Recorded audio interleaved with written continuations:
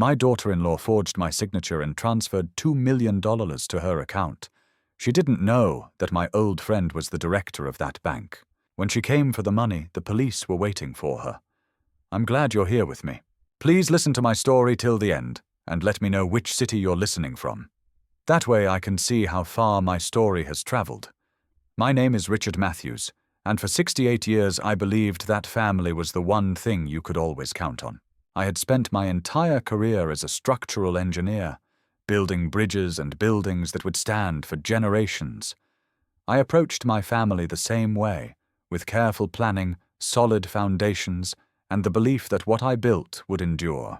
My wife Margaret passed away 4 years ago, and her absence left a void that nothing could fill. We had one son, Derek, and I had pinned all my hopes on him. He was never the strongest person, easily influenced, quick to follow rather than lead, but he was my boy, and I loved him despite his flaws.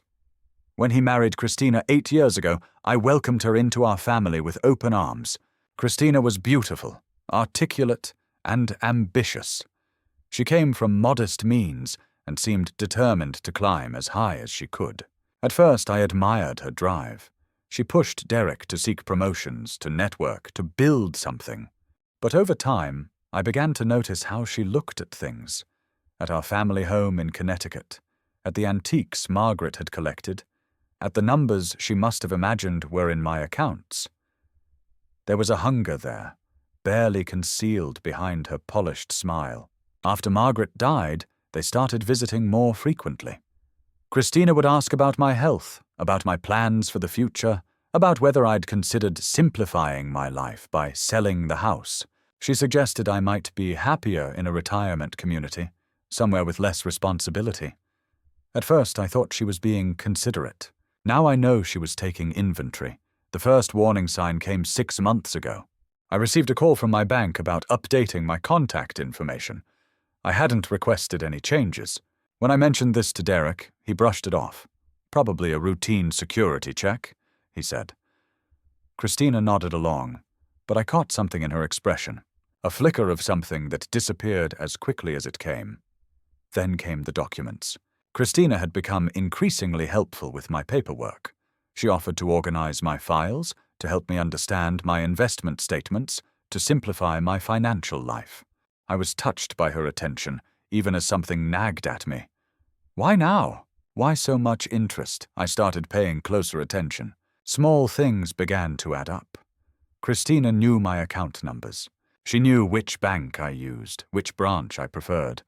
She had even accompanied me there once, charming the staff while I conducted my business. At the time, it seemed innocent. Looking back, it was reconnaissance.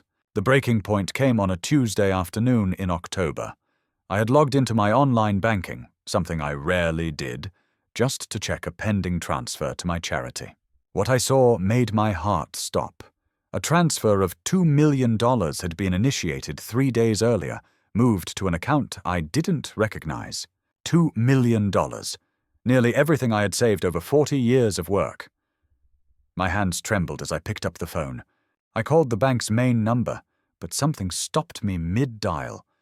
What if this was a mistake? What if there was an explanation? And then another thought, darker and more insistent. What if this was exactly what it looked like? I thought about Christina's sudden helpfulness, her knowledge of my accounts, the way she had studied my signature on the checks I wrote for family dinners, the request to update my contact information that I had never made. Could she have done this? Could my own daughter-in-law have stolen everything I had? I needed to know for certain before I acted. And I knew exactly who to call. Howard Chen and I had been friends for over 40 years. We had met when I was contracted to design a new branch for his bank in Hartford. Over the decades, as he rose through the ranks to become regional director, our friendship only deepened. He was a man of absolute integrity, the kind of person who believed that trust was the foundation of everything. I dialed his personal number. When he answered, I heard the warmth in his voice, and then concern as he registered the tone of mine. "Howard," I said, my voice steadier than I felt. "I need your help. I think someone has stolen $2 million from my account. And I think it might be someone in my family. The silence on the other end told me everything. This was not going to be simple. This was not going to be painless. But it had to be done. Howard's response was immediate and unequivocal. He asked me to come to his office the next morning, first thing. He promised discretion, he promised thoroughness, and he promised that if what I suspected was true, we would find the evidence. That night, I didn't sleep. I sat in my study, surrounded by photographs of Derek as a child. His first bicycle, his graduation, his wedding day. In every picture, I searched for signs of the man he had become. Had I missed something? Had I failed him in some fundamental way that had led to this? Or was this entirely Christina's doing, her ambition finally consuming whatever moral boundaries she once possessed? By morning, I had moved past the paralysis of shock into something colder. I wasn't just hurt, I was angry. 40 years of work, of sacrifice, of building something for my family, and this was how I was repaid. With forgery and theft? With the assumption that I was too old, too trusting, too foolish to notice? No, I would not let this stand. Howard met me in his private office at 8 o'clock sharp. He was a small man with silver hair and glasses that made him look perpetually thoughtful. But there was steel beneath that gentle exterior. I had seen it in negotiations, in crisis situations, in moments when others would have backed down. He was not a man to be trifled with. "I've almost?" I asked. Howard nodded. Our fraud detection flagged a slight inconsistency in the pen pressure. "It's subtle, Richard. A less sophisticated system would have missed it entirely. But the signature was traced, copied from another document and reproduced. It's a forgery." There it was. Confirmation. The word hit me like a physical blow, even though I had been expecting it. My daughter-in-law had forged my signature and stolen my life savings. "The receiving account," Howard continued, "is in the name of Christina Matthews. Not even an attempt at concealment.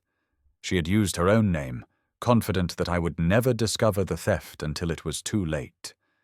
The arrogance of it was staggering. "The money hasn't been moved yet," Howard said. "It's sitting in her account, waiting to be transferred again, probably overseas, somewhere harder to trace. If we act now, we can freeze it. How long do we have? Based on the pattern, I'd say she'll attempt to move it within the week. Maybe sooner, if she suspects anything." I sat back in my chair, my mind racing. Part of me wanted to call the police immediately, to have Christina arrested and make her face the consequences of what she had done. But another part of me, the engineer, the planner, knew that I needed to be strategic. I needed to understand the full scope of what I was dealing with, and I needed to protect myself from whatever counterattack might be coming. "What do you recommend?" I asked. Howard leaned forward. "We document everything. We create an airtight case. And when she comes to withdraw the money, we make sure the authorities are there to meet her." "But Richard," he paused, his expression grave, "you need to consider your son in all of this. If Christina did this alone, that's one thing.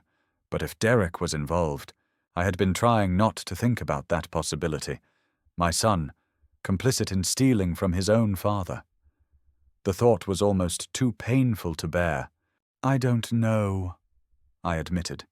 "I want to believe he didn't know, but I can't be certain. Then we need to be careful. We need to gather evidence without alerting either of them. Can you do that?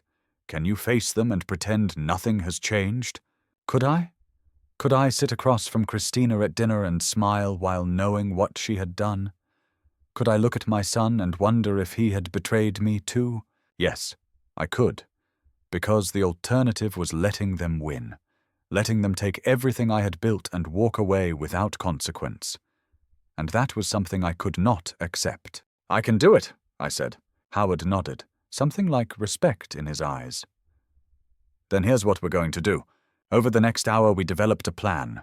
Howard would continue monitoring Christina's account for any attempted transfers. He would coordinate with the bank's legal team to prepare for intervention. Meanwhile, I would behave as normally as possible, visiting Derek and Christina, answering their calls, giving no indication that anything was wrong. We also discussed the legal implications. Forgery and wire fraud were serious crimes, especially when the amount exceeded $1 million. Christina was looking at federal charges, potential prison time, and complete financial ruin. If Derek was involved, he would face the same consequences. As I left Howard's office that morning, I felt something I hadn't felt in years. Purpose. Yes, I was hurt. Yes, I was angry. But I was also determined. I would see this through. I would protect what was mine. And I would make certain that those who had betrayed me faced justice. The drive home took 40 minutes, and I used every one of them to think. I thought about the conversations I would need to have, the performances I would need to give. I thought about the evidence we would gather and the trap we would set. And I thought about the moment when Christina would walk into that bank, confident in her victory, only to find that her scheme had collapsed around her. That moment would come. I would make sure of it. When I pulled into my driveway, I sat in the car for a long time, looking at the house Margaret and I had shared for 35 years. This was my home. This was my life. And no one, not Christina, not even my own son, was going to take it from me. I took a deep breath and went inside. The game had begun. The following week was an exercise in controlled deception. I accepted an invitation to dinner at Derek and Christina's house, smiling through courses of expensive wine and overcooked steak. Christina was her usual charming self, asking about my health, my golf game, my plans for the holidays. I responded with appropriate warmth, all while watching her for any sign that she suspected what I knew. There was nothing. She was completely confident in her deception. Derek was quieter than usual, which I noted with concern. Was it guilt? Did he know what his wife had done? Or was he simply distracted by work, by life, by the ordinary stresses that everyone faced? I couldn't tell, and that uncertainty gnawed at me. After dinner, Christina excused herself to make a phone call, probably to check on the account, to make sure the money was still there, still hers. While she was gone, I tried to engage Derek in conversation. "How are things, son?" I asked. "You seem preoccupied." He shrugged, not meeting my eyes. "Just work stuff, Dad. Nothing to worry about." But I did worry. I worried that the boy I had raised, the son I loved, had become someone capable of stealing from his own father. I worried that Christina had corrupted him so completely that he would stand by her even when the truth came out. And I worried about what that would mean for our relationship, for any hope of reconciliation after this was over. Howard called me the next day with an update. Christina had attempted to initiate an international transfer, moving the money to an account in the Cayman Islands. The bank had flagged the transaction and delayed it pending additional verification. We were running out of time. "She's getting nervous," Howard said. "She knows the longer the money sits there, the greater the risk of discovery. She'll try again soon, probably in person this time, to avoid any electronic flags." "When?" I asked. "My guess, within the next 48 hours. That meant I had 2 days to make sure everything was in place. Howard had already coordinated with the bank's security team. When Christina came to collect her money, they would be ready. The police had been contacted, the evidence compiled, the trap set. All that remained was the execution. But before that happened, I needed one more piece of the puzzle. I needed to know if my son was involved. I called Derek that afternoon and asked if we could meet for lunch. Just the two of us. He agreed, though he sounded uncertain. We met at a diner near his office, a place we used to go when he was in high school. Neutral ground. Memories of simpler times. He looked tired when he arrived, dark circles under his eyes. We ordered coffee and made small talk for a few minutes. Then I asked him directly, "Derek, I need to ask you something, and I need you to tell me the truth." He looked up, wary. "What is it? Do you know anything about a transfer from my account? $2 million, moved about 2 weeks ago?" The color drained from his face. In that instant, I had my answer. Not the one I had hoped for, but the one I needed. He knew. Maybe he hadn't orchestrated it. Maybe he hadn't signed the documents. but he knew what his wife had done. "Dad, he started, but I held up my hand. "Don't lie to me, Derek. Not now. I know about the transfer. I know about the forged signature. I know where the money went." He sat there, frozen, his mouth opening and closing without sound. Finally, he slumped back in his seat. "She said you wouldn't notice," he whispered. "She said you were getting confused, that you wouldn't remember. She said it was better this way, that we could manage the money for you, take care of you." "By stealing from me?" I asked, my voice harder than I intended. "She said it wasn't stealing. She said it was just rearranging things, that it would all be fine, that you'd never know." The naivety of it was almost worse than the betrayal. He had convinced himself that what they were doing was acceptable, even beneficial. He had let Christina manipulate him into believing that robbing his father was an act of care. "Derek," I said slowly, "I want you to listen to me very carefully. What Christina did is a federal crime. Forgery, wire fraud, these are serious charges. When the authorities find out, and they will find out, she is going to prison. Do you understand that?" He stared at me, the reality finally beginning to penetrate. "Dad, please. There must be something we can do. She's my wife. I can't let her—" "You should have thought about that before you let her steal my money." I stood up, leaving cash on the table for the coffee. "I'm giving you one chance, Derek. One chance to do the right thing. Go to the police. Tell them what happened. Turn yourself in and cooperate. If you do that, there might be some leniency. But if you try to protect her, if you try to help her escape the consequences, I will make sure you both go down for this."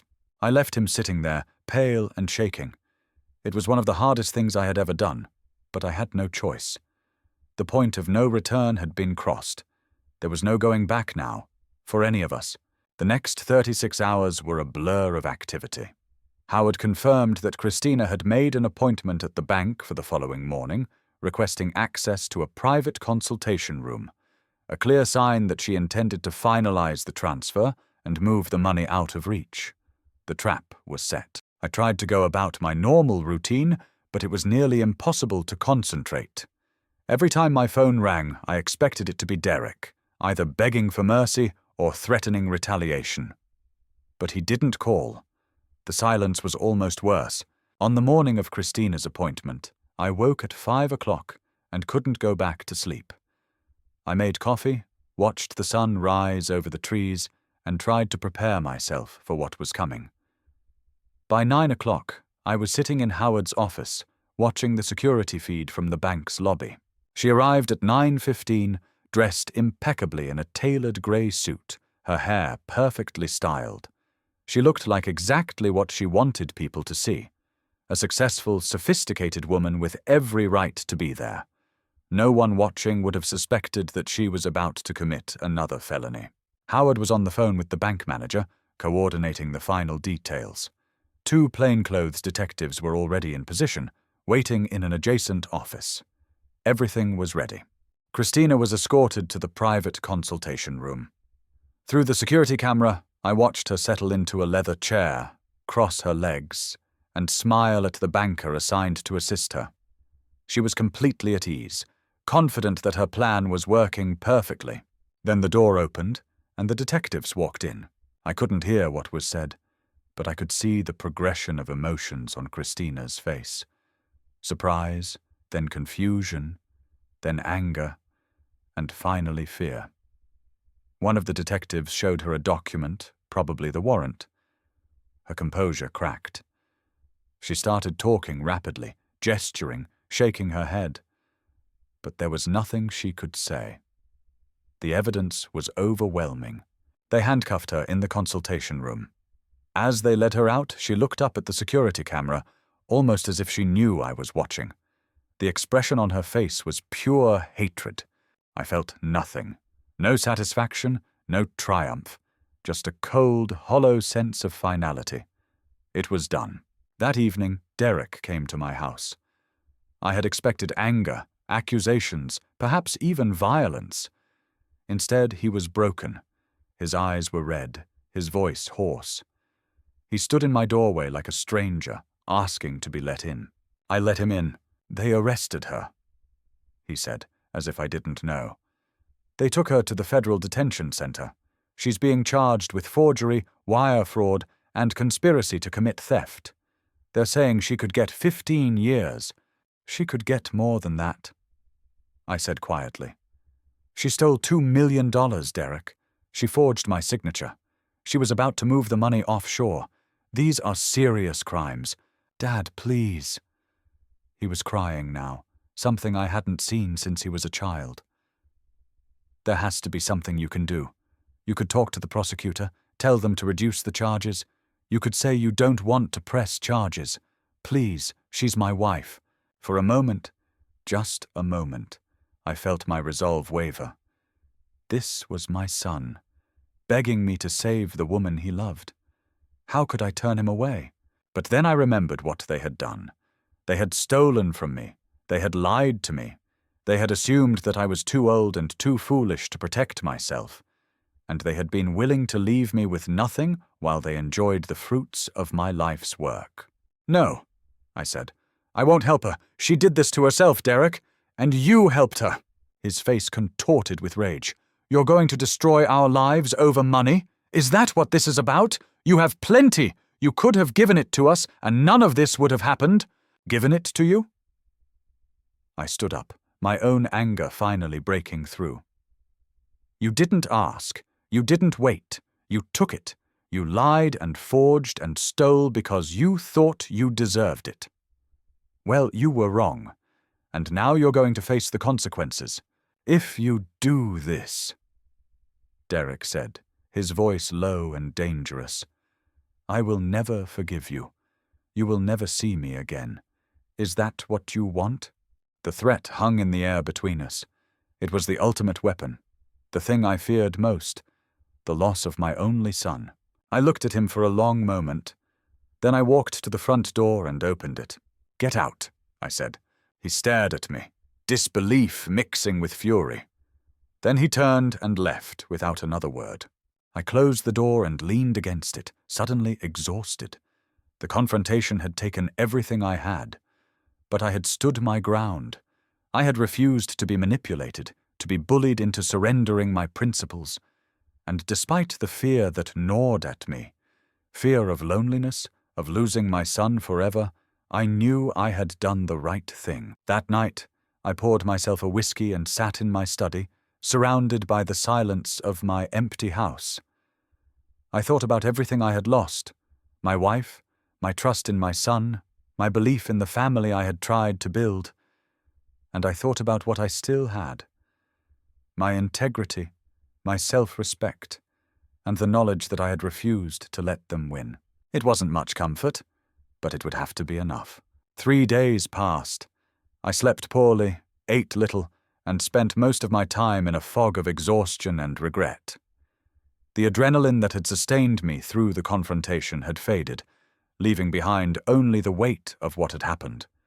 My son had threatened to cut me out of his life forever.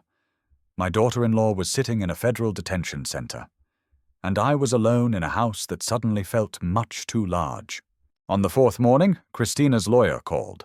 His name was Robert Vasquez, and he had the smooth, practiced tone of someone accustomed to negotiating on behalf of the indefensible. "Mr. Matthews," he said, "I'm calling on behalf of my client. She's asked me to convey her sincere regret for the misunderstanding that has occurred." "Misunderstanding?" I repeated. "Your client forged my signature and stole $2 million. There's no misunderstanding about that." "My client maintains that she believed she was acting with your implicit consent. She was under the impression that you wanted the family to manage your finances." "That's a lie," I interrupted. "And you know it." A brief pause. "Mr. Matthews, I understand you're upset, but I'm calling to explore the possibility of a resolution that might benefit everyone. If you were willing to decline to cooperate with the prosecution, to indicate that this was a family matter, perhaps a miscommunication, the charges could potentially be reduced or even dropped." There it was, the offer. Decline to testify, and Christina might walk free. And what would I get in return? I asked, curious despite myself. The money would be returned to you immediately, all of it, and my client would agree to a full separation from your family. No contact, no claims, nothing. You would have your money back and your peace of mind. It was tempting. I won't pretend it wasn't. The money meant security, independence, the ability to live out my remaining years without financial worry. And the thought of a clean break, of never having to see Christina again, had its appeal. But I knew what accepting would mean. It would mean letting her escape justice. It would mean telling the world that stealing from an old man was acceptable as long as you gave the money back when you got caught. It would mean betraying everything I believed about accountability and consequences. No, I said, I will not drop the charges. Your client committed serious crimes, and she will answer for them. Mr. Matthews, I urge you to reconsider. This could get very unpleasant. It's already unpleasant, Mr. Vasquez, and my answer is final. I hung up before he could respond. That afternoon, I received a visitor I wasn't expecting. Her name was Carol Whitman, and she had been Margaret's closest friend for over 30 years. We had lost touch after the funeral. Grief has a way of isolating people. But she had called the week before, having heard through mutual acquaintances about my situation. She arrived with a casserole and a bottle of wine, and she sat with me in the kitchen while I told her everything. The theft, the forgery, Derek's complicity, the arrest, the threat. All of it. When I finished, she was quiet for a long moment. Then she said, "Richard, I'm so sorry. No one should have to go through this. I feel like I failed." I admitted. Like I should have seen what Christina was. Like I should have raised Derek better. You raised him with love. Carol said firmly, "What he did with that is on him, not you. And as for Christina, some people are very good at hiding what they really are. You couldn't have known. Maybe, but I can't help thinking that if Margaret were here, she would have seen through Christina immediately. She always had better instincts about people than I did." Carol smiled sadly. "Margaret adored you, Richard, and she would be proud of how you're handling this. You're standing up for yourself. You're not letting them get away with it. That takes courage." Her words meant more to me than I could express. For the first time in days, I felt something other than despair and anger. I felt supported. I felt seen. We talked for hours that evening, about Margaret, about the old days, about the future. Carol insisted that I start coming to her house for dinner once a week, that I rejoin the activities we had all shared before. I resisted at first, but she wouldn't take no for an answer. "You need people around you," she said. "You need reminding that there are still good people in the world who care about you." She was right. I had been so focused on the betrayal that I had forgotten about the relationships that remained. My neighbors, who had checked on me repeatedly since Margaret's death.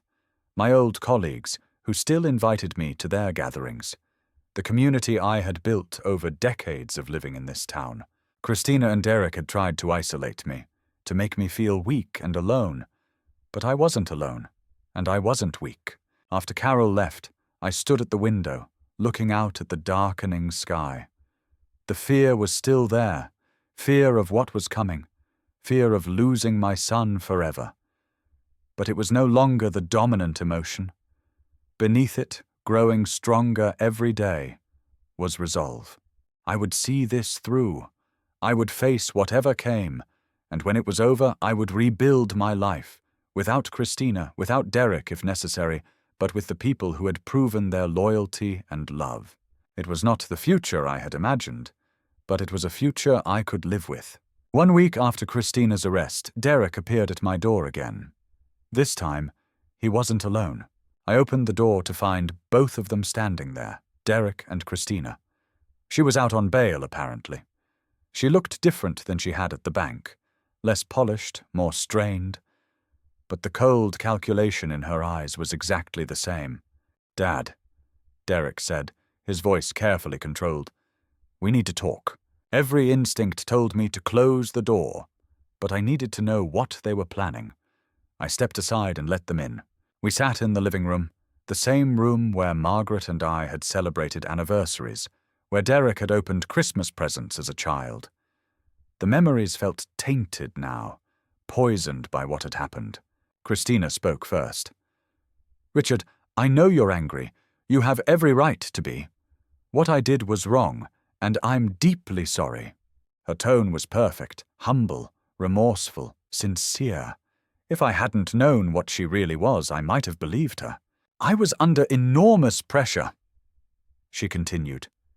"Derek and I have been struggling financially for years. We didn't want to worry you, but the truth is, we were facing bankruptcy. I made a terrible decision in a moment of desperation. I never meant to hurt you."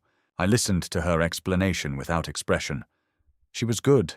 I had to give her that. She had crafted a narrative that painted her as a victim of circumstances, a loving daughter-in-law who had simply made a mistake.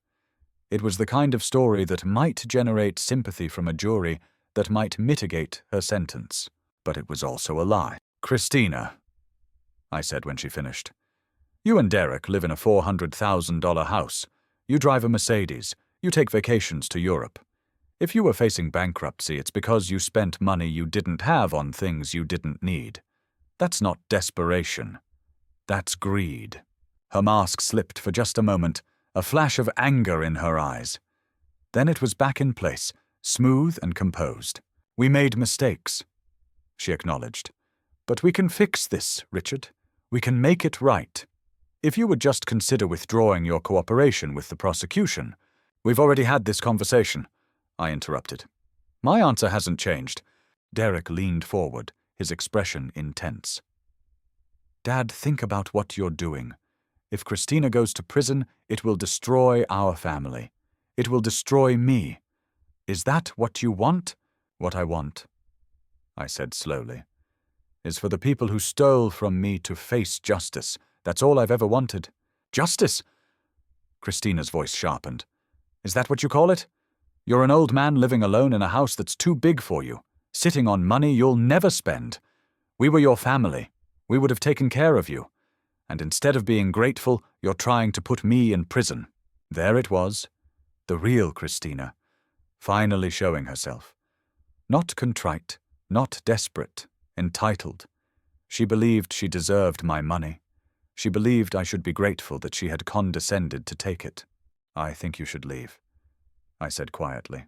"We're not leaving until you agree to help us," Derek said. "Dad, please, I'm begging you. And if I don't? What then? More threats? You already told me you'd never forgive me. You already said I'd never see you again. What else can you take from me, Derek?" He had no answer for that. He just sat there, his face red with frustration and shame. Christina stood up, her composure fully restored. "You'll regret this, Richard. When you're old and sick and alone, you'll wish you had family to take care of you. And you'll have no one, because you chose this. You chose revenge over love. I chose integrity over corruption." I corrected her. "There's a difference." She stared at me for a long moment, hatred burning in her eyes. Then she turned and walked out without another word. Derek followed her, pausing at the door to look back at me. "Goodbye, Dad," he said, and then he was gone. I sat in the silence they left behind, my hands trembling slightly. The encounter had shaken me more than I wanted to admit. Christina's final words echoed in my mind. Old and sick and alone. Was that my future? Had I sacrificed my relationship with my son for the sake of principle? But even as the doubt crept in, I knew I had made the right choice. Christina had shown me exactly who she was: manipulative, entitled, remorseless. She wasn't sorry for what she had done, she was sorry she had been caught. And Derek had chosen her over me, had stood by her even after everything. That was their decision, and now they would live with the consequences. I poured myself a glass of water and sat by the window, watching the last light fade from the sky. The fear was still there, gnawing at the edges of my resolve. But so was something else, a quiet, cold determination. They had tried intimidation, manipulation, guilt. None of it had worked. I had held my ground. Whatever came next, I would face it the same way. The trial began in early January, 3 months after Christina's arrest. It was held in federal court in Hartford, an imposing building of granite and marble that seemed designed to remind everyone who entered of the weight of the law. I arrived early on the first day, dressed in a suit I hadn't worn since Margaret's funeral. Howard had offered to accompany me, but I had declined. This was something I needed to do alone. The courtroom was smaller than I expected, with wooden benches for spectators and a raised platform for the judge. The prosecution team sat at one table, Christina and her lawyer at another. Derek was in the gallery, his face grey and drawn. He didn't look at me when I sat down on the opposite side. The trial lasted 4 days. I testified on the second day, walking through the timeline of events, the suspicious phone call, the discovery of the transfer, the consultation with Howard, the forged signature. The prosecutor was methodical and precise, guiding me through each piece of evidence. Christina's lawyer tried to rattle me on cross-examination, suggesting that I was confused, that I had actually authorized the transfer and then forgotten. I answered every question calmly and clearly, and I could see from the jury's faces that they believed me. The bank's forensic expert testified about the forged signature, explaining in detail how it had been traced and reproduced. Howard testified about the attempted international transfer and the coordination with law enforcement. Detective Martinez, who had led the arrest, described the scene at the bank and Christina's reaction when she was confronted. Throughout it all, Christina sat at the defense table, her expression carefully neutral. But I could see the tension in her shoulders, the slight tremor in her hands. She knew how this was going to end. Her lawyer's defense was predictable. She had been acting under stress. She had intended to return the money. She had believed she was helping me. The jury listened politely and didn't buy a word of it. On the 4th day, the jury deliberated for less than 3 hours. When they returned with their verdict, the courtroom fell silent. On the charge of wire fraud, the foreperson read, "We find the defendant guilty." On the charge of forgery, the foreperson continued, "We find the defendant guilty." On the charge of conspiracy to commit theft, the foreperson said, "We find the defendant guilty." Christina closed her eyes. For the first time since I had known her, she looked defeated. The judge set sentencing for the following month. Based on the federal guidelines, she was facing between 10 and 15 years in prison. Her lawyer announced that they would appeal, but it was a formality. The evidence was overwhelming, the verdict unanimous. Christina was going to prison. I looked across the courtroom at Derek. He was staring at his wife, tears streaming down his face.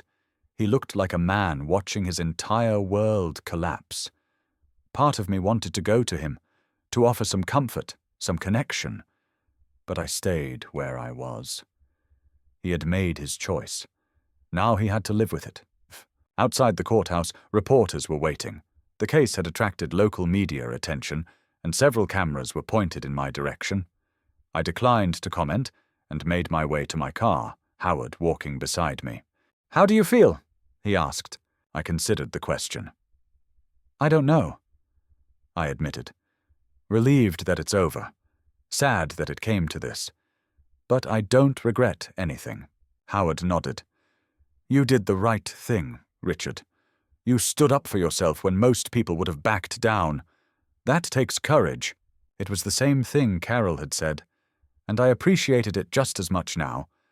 Whatever happened next, I had held my ground. I had refused to be a victim. "What will you do now?" Howard asked. "Go home," I said. "Rest. Try to figure out what comes next." He shook my hand, promised to stay in touch, and went back to his car. I sat in mine for a long time, looking at the courthouse. In there, the legal system had done its job. Justice had been served, but outside, in the real world, the wreckage remained. A shattered family, a broken relationship, a future that looked nothing like what I had imagined. Still, I had won. Christina would pay for what she had done, and that was something. I started the car and drove home. Sentencing was held on a cold morning in February. The courtroom was less crowded this time. The initial interest had faded, and only a handful of observers remained. Derek was there, sitting alone in the back row. He looked like he had aged 10 years in the past month. Christina stood before the judge in a plain grey dress, her expensive jewelry and designer clothes gone. She had prepared a statement, which she read in a voice that trembled slightly. "Your Honor, I stand before you today deeply remorseful for my actions. I made a terrible mistake, driven by financial desperation and misguided judgment. I have caused immense pain to my father-in-law, a man I respected and cared for, and I will regret that for the rest of my life. I ask for the court's mercy and the opportunity to make amends." It was a good performance, humble, emotional, seemingly sincere. But the judge had seen too many criminals read too many prepared statements to be moved by it. "Mrs. Matthews," he said when she finished, "the evidence presented at trial demonstrated that your actions were not the result of a momentary lapse in judgment. They were calculated, deliberate, and sustained over a period of months. You forged your father-in-law's signature, stole $2 million from his account, and attempted to transfer the funds overseas to avoid detection. These are serious federal crimes that carry serious consequences." He paused, looking at her over his glasses. "I have considered the arguments for leniency, and I do not find them persuasive. Your lack of criminal history does not mitigate the severity of your offense.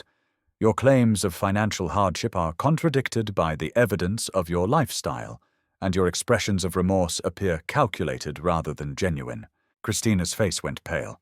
"It is the judgment of this court," the judge continued, "that you be sentenced to 12 years in federal prison, to be followed by 3 years of supervised release. You are further ordered to pay full restitution of the stolen funds, plus interest and legal fees. 12 years. The words fell like hammer blows. Christina swayed slightly, gripping the edge of the table for support. Her lawyer put a hand on her arm, but there was nothing he could say. The sentence was within the guidelines, and appeals courts rarely overturned such decisions.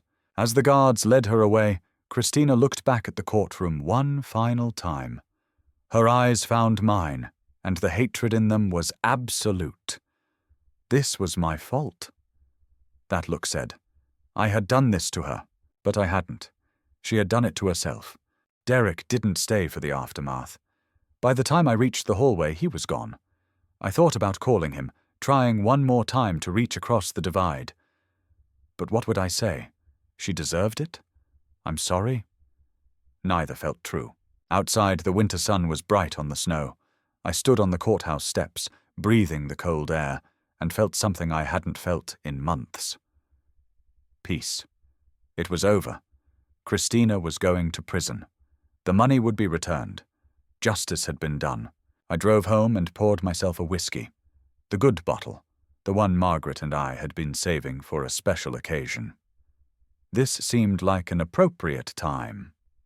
I raised my glass to a photograph on the mantel. "We did it," I said. She didn't win. Margaret smiled back at me from behind the glass, frozen in time, forever supportive, forever on my side. That evening, Carol called to congratulate me on the verdict. She invited me to dinner that weekend, and I accepted without hesitation. I had started going to her gatherings regularly, reconnecting with old friends, meeting new people, rebuilding the social life I had neglected since Margaret's death. It felt good.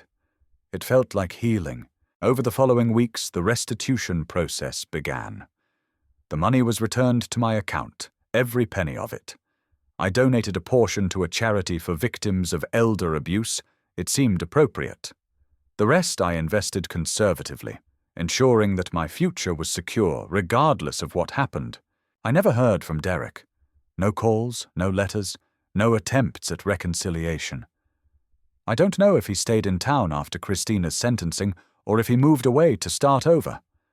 I hope, for his sake, that he found some way to rebuild his life. But that was his journey, not mine. I had done what I needed to do. I had protected myself, stood up for what was right, and refused to let them get away with it.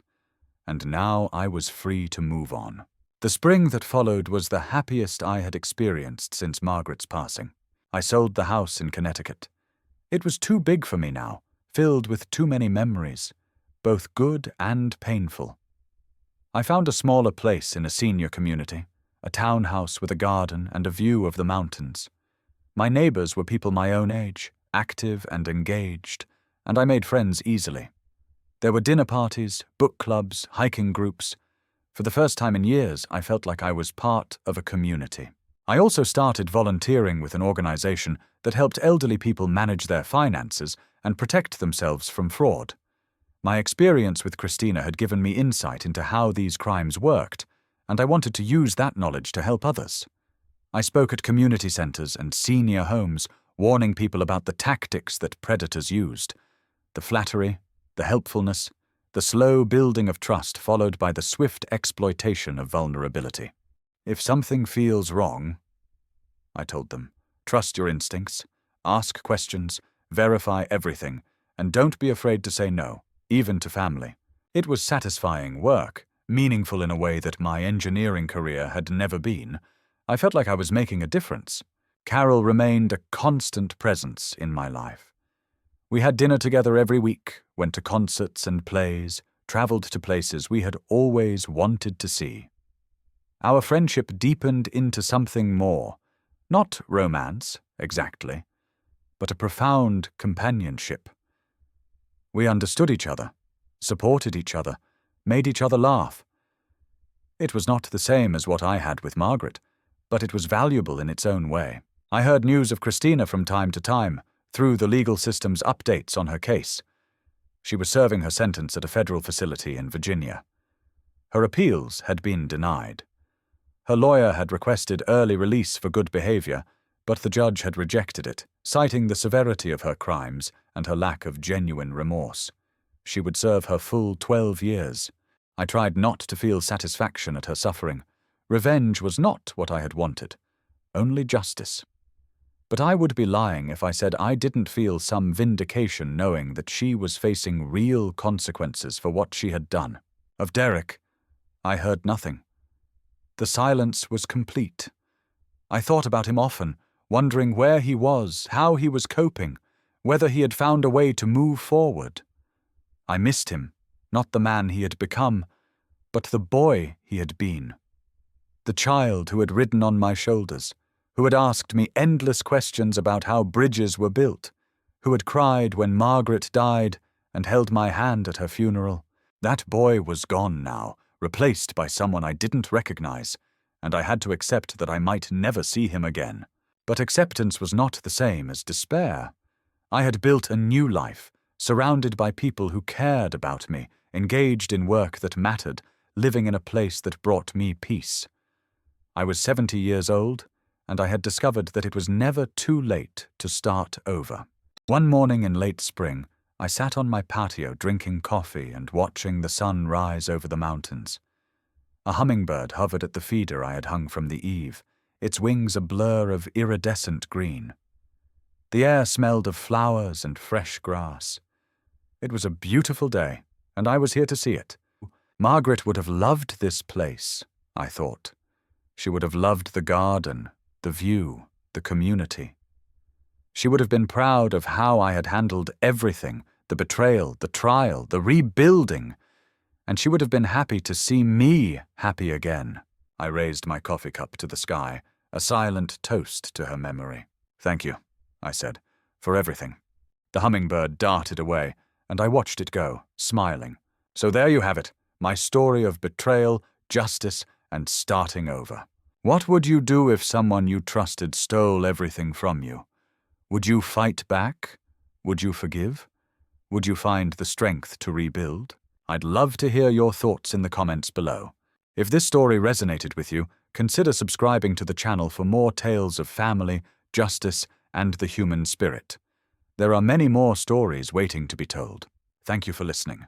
Until next time, stay strong, trust your instincts, and never let anyone take what's rightfully yours.